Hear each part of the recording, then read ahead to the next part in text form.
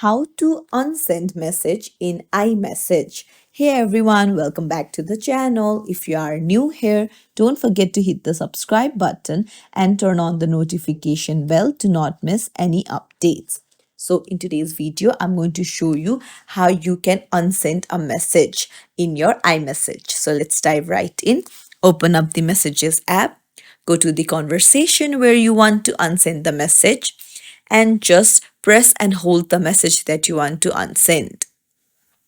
And then you can see the undo send option. Just tap on it and then your message will be unsent. It's as simple as that. However, if the person has already read the message, then you cannot do anything about it.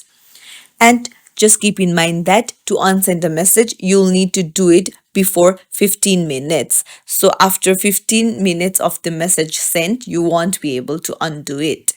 So that's it. If you found this tutorial helpful, don't forget to like and subscribe to our channel for more tips and tricks.